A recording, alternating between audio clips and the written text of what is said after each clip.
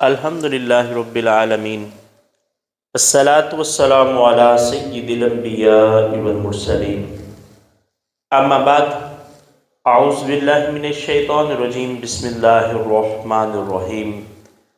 ان اللہ وملائکتہ یصلون علی النبی یا ایہا الذین آمنوا صلوا علیہ وسلموا تسلیما۔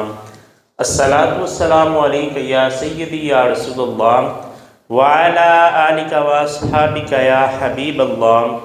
الصلاۃ والسلام علیک یا نبی اللہ وعلی آلک واصحابک یا رحمۃ للعالمین۔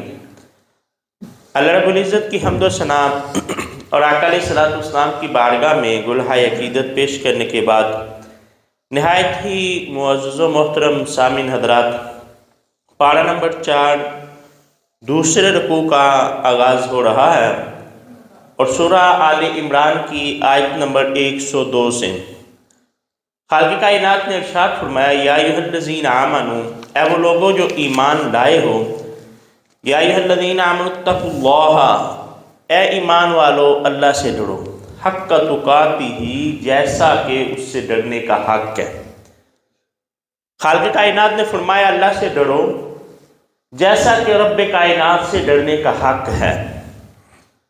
اللہ رب العزت کا جو ڈر ہے وہ اس طرح کا نہیں ہے جیسے معاذ اللہ کوئی چیز جو ہے وہ ڈراؤنی ہو، بلکہ اس کو سمجھنے کے لیے، مثال کے لیے، وہ ڈر اس طرح کا ہے جیسے بندہ اپنے والدین سے ڈرتا ہے۔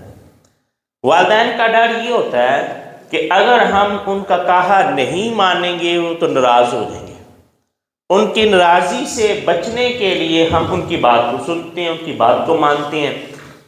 تو اللہ رب العزت کا ڈر اللہ رب العزت کے عذاب کا ڈر ہے، کیونکہ خالق کائنات کی پکڑ جو ہے وہ سخت ہے۔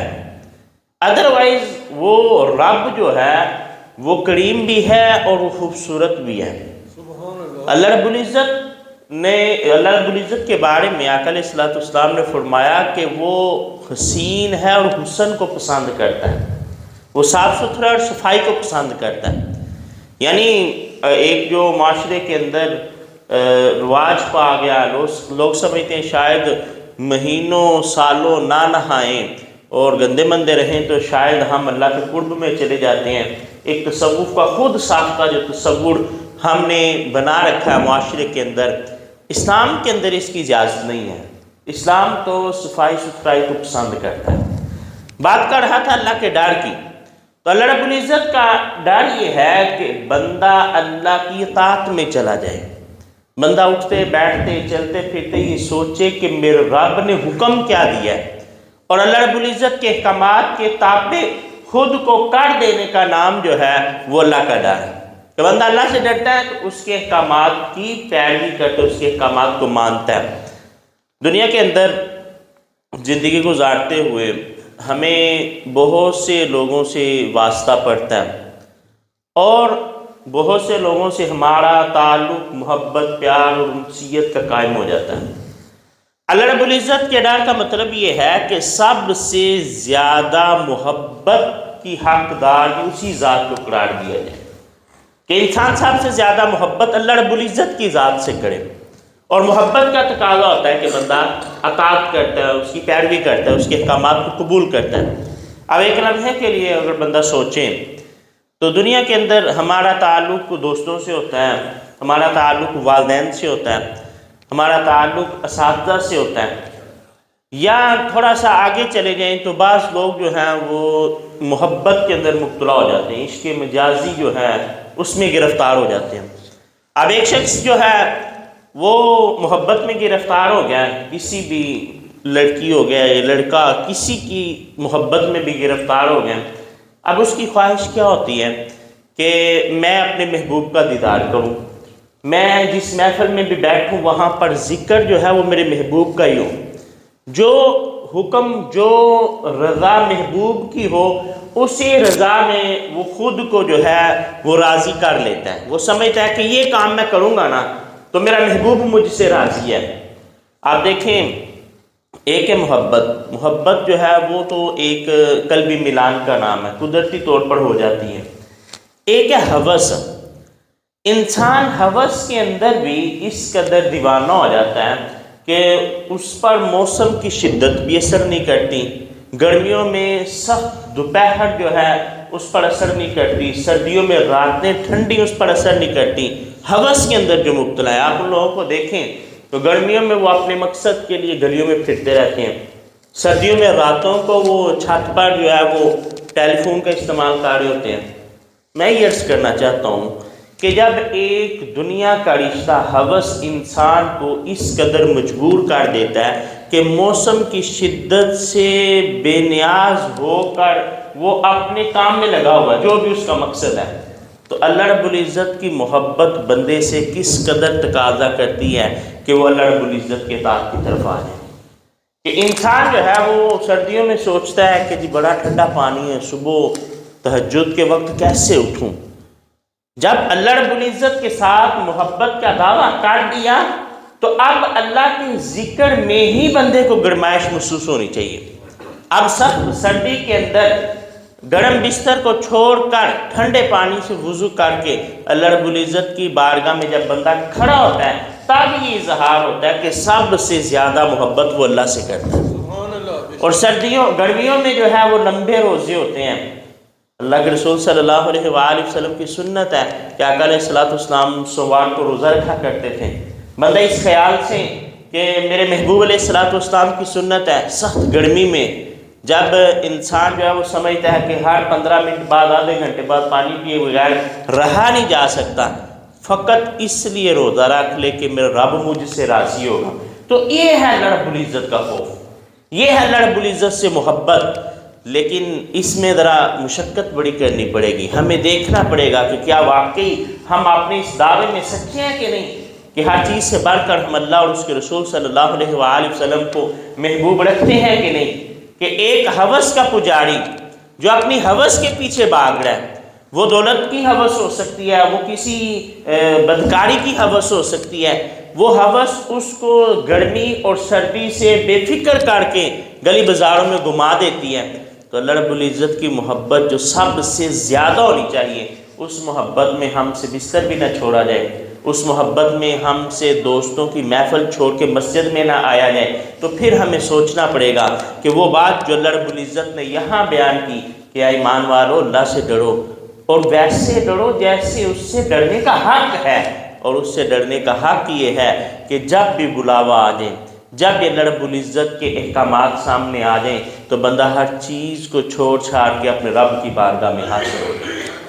تو یہاں مفسرین اکرام نے ایک اور تبصرہ بھی چھیڑا، تقویٰ جو ہے، خوف خدا جو ہے، ڈر جو ہے، وہ ایمان والوں کی صفت ہے۔ آپ دیکھیں عبادات ہوں، ایمانیات ہوں، معاملات ہوں، ہر چیز کے آخر پہ ہمیں تقویٰ دکھائی دیتا ہے۔ مقصود یہ ہے کہ بندہ اللہ رب العزت کی بارگاہ میں کھڑے ہونے سے ڈر جائے۔ آپ دیکھیں نماز کے بارے میں فرمایا بے شک نماز بے حیائی اور بری بات سے روکتی ہے، یعنی بندے کے اندر خوف خدا پیدا کرتی ہے۔ روزے کے بارے میں فرمایا گیا ایمان والوں تم پر روزے فرض کیے گئے جیسے تم سے پہلوں پر فرض کیے گئے۔ مقصد کیا ہے کہ تم تقوی اختیار کرو، متقی بن جاؤ، اللہ رب العزت کی بارگاہ میں کھڑے ہونے سے ڈر جاؤ۔ تقوی یہ ہے کہ جس جگہ پر رب کائنات نے بندے کو حاضر ہونے کا حکم دیا وہاں سے بندہ غیر حاضر نہ ہو، اور جس جگہ بندے نے اللہ نے جانے سے منع کیا وہاں پر بندہ موجود نہ پایا جائے، اس چیز کا نام تقوی ہے۔ اور اگر آسان لفظوں میں بات کروں تو امر بالمعروف ونہی عن المنکر کا نام تقوی ہے، کہ جو اللہ اور اس کے رسول صلی اللہ علیہ وآلہ وسلم کا حکم ہے بندہ اس کو پورا کرے، اور جس چیز سے اللہ اور اس کے رسول صلی اللہ علیہ وآلہ وسلم منع کرتے ہیں چاہے وہ چیز مجھے اچھی لگتی ہے اس سے میں باز آ جاؤں، اس سے رک جاؤں، پھر تقوی ہے۔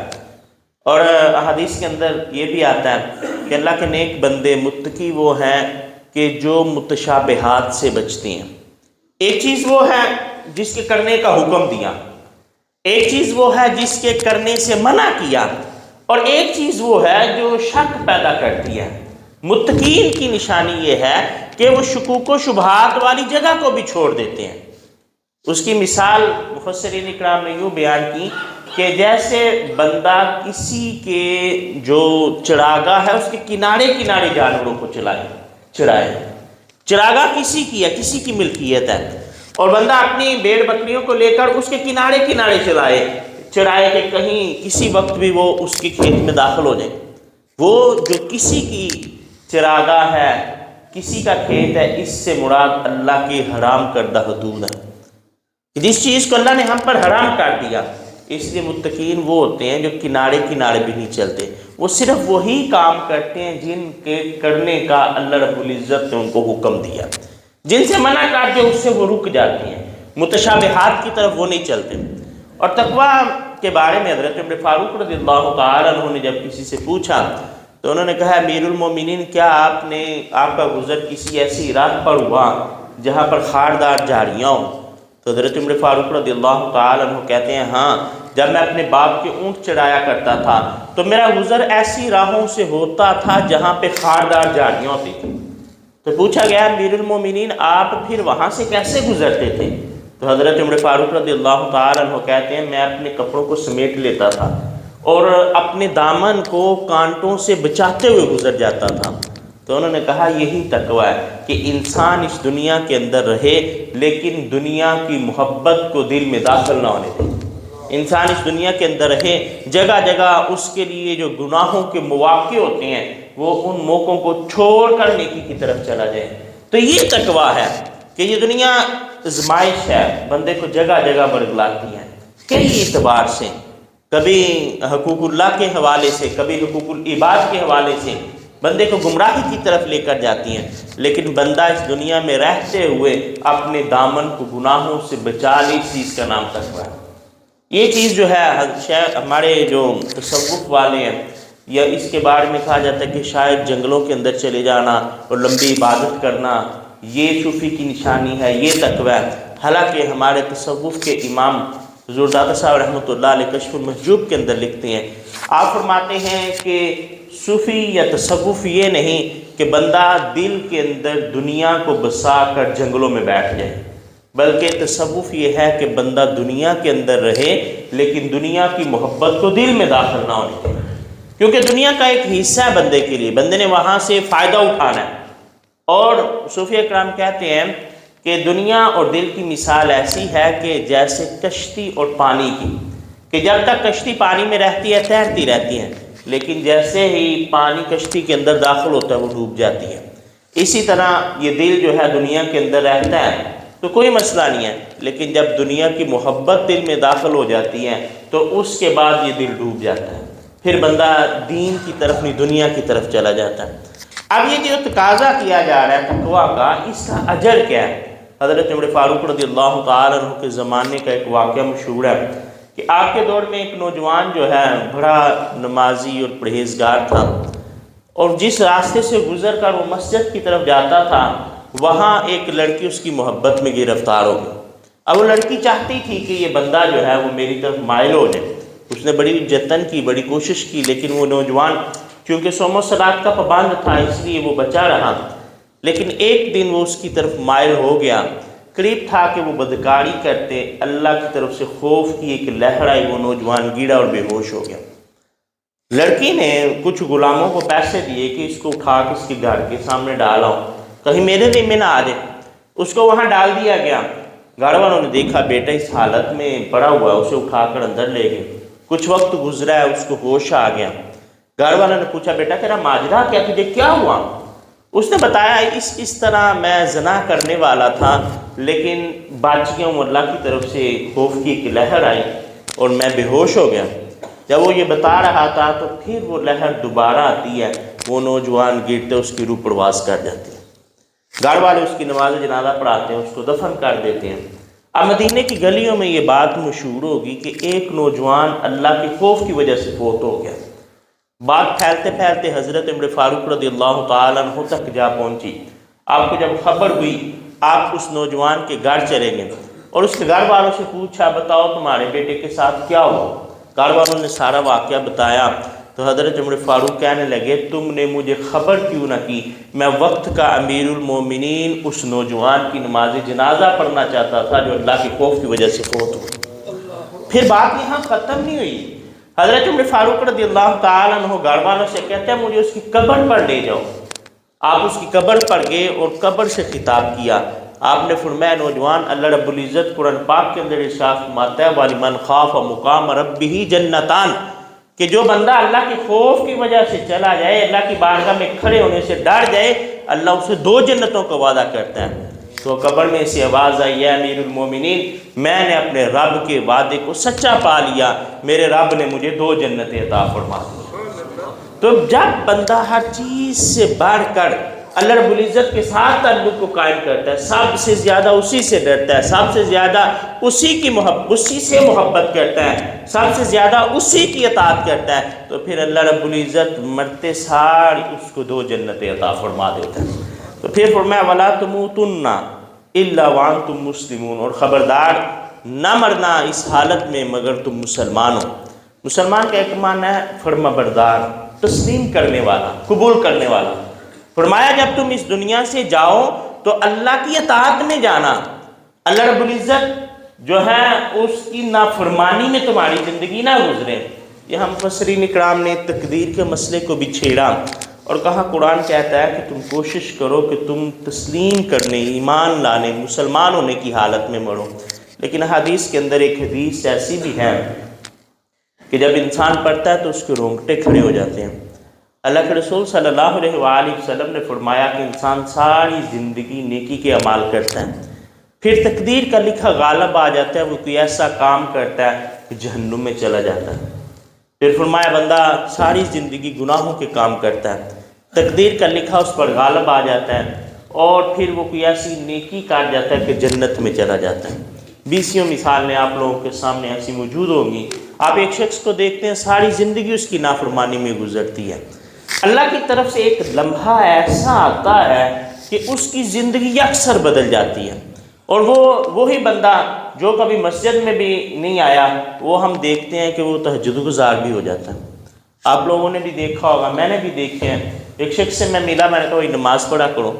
کہنے لگے جی میں اس دن نماز پڑھوں گا جس دن اپنے رب کو روبرو دیکھوں گا، اس سے پہلے نہیں نماز پڑھنی.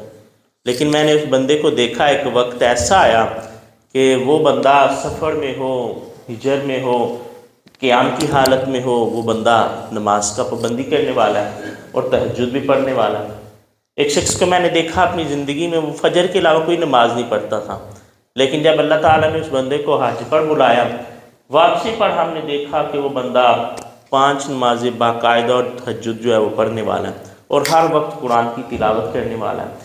تو آپ کی زندگی میں بھی ایسے لوگ ہوں گے کہ جن کی دونوں طرح کی مثالیں مل جاتی ہیں. ایسے بھی ملتے ہیں کہ ایک بندہ بڑا متقی پرہیزگار ہوتا ہے، بعد میں اس کی زندگی ایسی بدلتی ہے، ہم دیکھتے ہیں کہ وہ داڑھی بھی چلی جاتی ہے، وہ نمازیں بھی چلی جاتی ہیں، اور بندہ جو ہے وہ جہنم والے کام کرنا شروع کر دیتا ہے. ایک شخص آقا علیہ الصلوۃ والسلام کی بارگاہ میں حاضر ہوا، گھوڑے پر بیٹھا ہوا، جنگ کا میدان لگا ہوا. آقا علیہ الصلوۃ والسلام کی بارگاہ میں عرض کرتا ہے اللہ کے رسول صلی اللہ علیہ وآلہ وسلم میں کلمہ پڑھ لوں تو مجھے کیا ملے گا؟ آپ نے فرمایا جنت. اس نے کلمہ پڑھا، گھوڑے کو ایڑی لگائی، میدان جنگ کے اندر چلا گیا.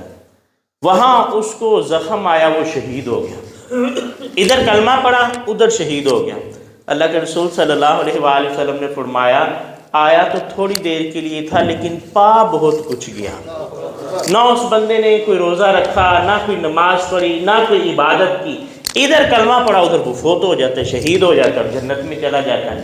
اسی طرح ایک اور شخص کا حال روایات کے اندر ملتا ہے کہ وہ بندہ بڑی بے جگری سے لڑتا ہے، کافروں کو قتل کرتا ہے. صحابہ کرام مردوان اس پر عشق کرتے ہیں کہ یار یہ بندہ جو ہے یہ بڑا دلیر آدمی ہے. اللہ کے رسول صلی اللہ علیہ وآلہ وسلم نے اسے دیکھا تو آپ نے فرمایا میں دیکھ رہا ہوں یہ جہنمی ہے. ایک صحابی رسول کہنے لگے میرے دل میں بڑا اشتیاق پیدا ہوا کہ وہ بندہ جو ہے وہ جہاد کر رہا ہے، اللہ کی راہ میں لڑ رہا ہے، بڑے کافروں کو قتل کر رہا ہے، اور اللہ کے نبی صلی اللہ علیہ وآلہ وسلم فرماتے ہیں یہ تو جہنمی ہے. میں اس کے پیچھے پیچھے، لوگ جنگ میں ہیں، میں اب آقا علیہ الصلوۃ والسلام کے اس فرمان کی تصدیق کے لیے شک نہیں ہے. یہ نہیں کہ ان کو شک تھا کہ پتہ نہیں حضور نے جو کہا وہ ٹھیک ہے کہ نہیں، صرف اس لیے کہ ہوا کیا اس کے ساتھ، ماجرا کیا ہوا کہ یہ جہنم میں چلا جائے گا. وہ بندہ کہتا ہے، وہ صحابی رسول کہتے ہیں میں اس شخص کے پیچھے پیچھے رہا، میں نے دیکھا اس نے کئی کافروں کو قتل کیا، بڑے زخم اس کو آئے. جب وہ زخموں کی تاب نہیں لا سکا اس نے اپنے پیٹ پر تلوار کو رکھا اور اپنا وزن تلوار پر ڈال دیا، خودکشی کر لی. میں جا کے اللہ کے رسول صلی اللہ علیہ وآلہ وسلم کی بارگاہ میں حاضر ہوا، میں نے کہا یا رسول اللہ علیہ وسلم آپ نے سچ کہا، میں نے اس بندے کو دیکھا ہے، بڑے کافر اس نے قتل کیے لیکن خود جو ہے وہ خودکشی کر گیا، تو آپ نے صحیح فرمایا تھا کہ وہ جہنمی ہے۔ تو بات کرنے کا مقصد یہ ہے کہ اللہ کی تقدیر جو ہے یہ بھی ایمانیات کا حصہ ہے۔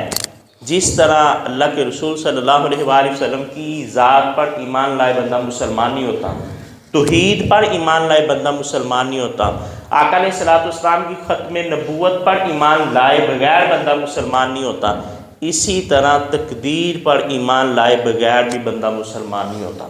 تقدیر بھی ایمانیات کے حصہ ہے، اور یہ بھی اتنا ہی اہم ہے جتنا آخرت کے دن پر ایمان لانا جو ہے وہ اہمیت کا حامل ہے۔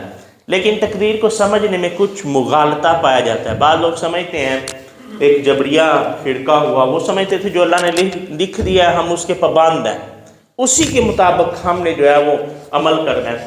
حالانکہ ہمارا اہل سنت کا جو موقف ہے وہ یہ ہے کہ یہ اللہ رب العزت کا علم ازلی ہے، جس کو ہم نے تقدیر کہا۔ اللہ کے علم میں پہلے سے ہی ہے کہ کس بندے نے کیا کرنا ہے، کس نے کیسی زندگی گزارنی ہے، کس کی زندگی نیکیوں میں گزرنی ہے، کس کی زندگی گناہوں میں گزرنی ہے۔ اللہ نے اپنے علم ازلی کے مطابق جو ہے اس کو لکھ دیا۔ یہ نہیں کہ ہم اس کے پابند ہیں، بلکہ جو ہم نے کرنا تھا وہ اللہ نے لکھ دیا ہے، اس کو تقدیر کہتے ہیں۔ اور تقدیر بھی جو ہے وہ دو طرح کی ہے، ایک وہ جسے تبدیل نہیں کیا جا سکتا، انسان نے کب مرنا ہے تبدیل نہیں کیا جا سکتا، انسان کو کتنا رزق ملنا ہے تقدیر کا فیصلہ ہو چکا ہے، لیکن انسان نے وہ رزق کیسے کمانا ہے، حلال طریقے سے کہ حرام طریقے سے، یہ بندے کو اختیار دیا گیا۔ یہ تقدیر معلق ہے، یہ بندہ جیسے عمال کرے گا اس طرح سے ہے۔ تو انسان جو ہے وہ تقدیر کا پابند نہیں، بلکہ اللہ کے علم ازلی جو ہے اللہ نے اس کے مطابق تقدیر کو لکھ دیا جو بندے نے کرنا تھا۔ بندہ اس طرح سمجھے تو بات جو ہے وہ کچھ آسان ہو جاتی ہے۔ تو یہاں بھی فرمایا وَلَا تَمُوتُنَّ إِلَّا وَأَنْتُمْ مُسْلِمُونَ، تمہاری یہ کوشش ہونی چاہیے کہ تم جو ہے وہ مسلمانوں جیسے کام کرو، فرما برداری والے کام کرو۔ اور اللہ کے رسول صلی اللہ علیہ وآلہ وسلم نے فرمایا کہ بندے کا جو دل ہے وہ اللہ کی دو پوڑوں کے درمیان ہے، دو انگلیوں کے جو دو پوڑے ہیں ان کے درمیان ہے۔ یہ اللہ کی شیان شان ہے، اس کو ہم ڈیفائن نہیں کر سکتے کہ اللہ کے پوڑے کیسی ہیں، جیسی اس کی شان ہے۔ اور اللہ بندے کے دل کو الٹتا پلٹتا رہتا ہے، تبدیل کرتا رہتا ہے۔ اس لیے آقا علیہ السلام دعا کیا کرتے تھے، اے دلوں کو بدلنے والے میرے دل کو ہدایت پر قائم رکھنا۔ کیوں؟ آپ دیکھیں بسا اوقات جو ہے وہ بندے کا بڑا دل کرتا ہے نماز پڑھے، ایک ایسی کیفیت ہوتی ہے کچھ بھی نہیں ہوا، کوئی غم نہیں، کوئی پریشانی نہیں، کوئی تکلیف نہیں، کوئی مسئلہ ہی نہیں ہے، لیکن بندہ چاہتا ہے آج اپنے رب کی بارگاہ میں حاضر ہو کر میں آنسو بہاؤں، اللہ کے لیے روؤں، کسی کو دکھانے کے لیے نہیں۔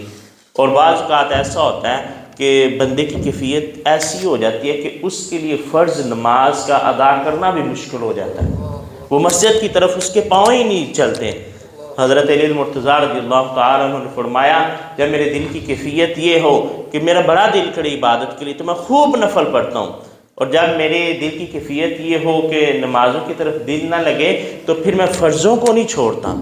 تو انسان کے لیے یہ ضروری ہے کہ جب عبادت کا جی چاہے تو بندہ جی بھر کر عبادت کرے، اللہ کے قرآن کی تلاوت کرے، اور جب جینا چاہے تب بھی فرضوں کو نہیں چھوڑ سکتے۔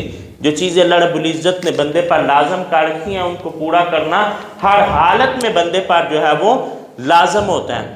تو بسا اوقات انسان جو ہے وہ اکیلا ہوتا ہے، گھر پہ ہوتا ہے، اور کوئی بھی اس کو دیکھنے والا نہیں ہوتا۔ اور آپ دیکھیں کئی دفعہ بندے کی یہ حالت ہو جاتی ہے کہ بندہ آتا ہے آج میں تہجد کے وقت اٹھ کر تہجد کی نماز بھی پڑھوں گا، اور گھر بیٹھے بیٹھے اچانک خیال آتا ہے بندہ جو ہے وہ قرآن پاک کی تلاوت شروع کر دیتا ہے۔ تو جب بھی اس طرح کی کیفیت ہو اللہ کی بارگاہ میں خوب مانگنا چاہیے، اللہ کی بارگاہ میں اپنے گناہوں سے توبہ کرنی چاہیے، اور جب بندے کا دل سخت ہو جائے پھر بھی دعا مانگنی چاہیے، یا اللہ اے دلوں کو پلٹنے والے میرے دل کو ہدایت پر قائم رکھنا۔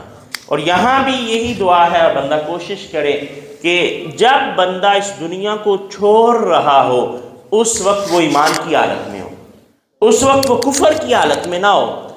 اور عمل صالح جو ہوتے ہیں ہم سمجھتے ہیں بسا اوقات بندے کے دل میں خیال آتا ہے کہ جو کچھ بھی ہے اللہ کی ہاں ہی ہے، تقدیر میں جو لکھا ہے وہی ہو جائے گا۔ حالانکہ جو بندہ اعمال کرتا ہے اسی کے مطابق اس کا خاتمہ ہوتا ہے۔ انسان ایک نیکیاں کرنے والا ہے نا، اس کی عادت میں نیکیاں پیدا ہو جاتی ہیں، اس کی روٹین بن جاتی ہے، اس کا کردار نیکیوں والا ہو جاتا ہے۔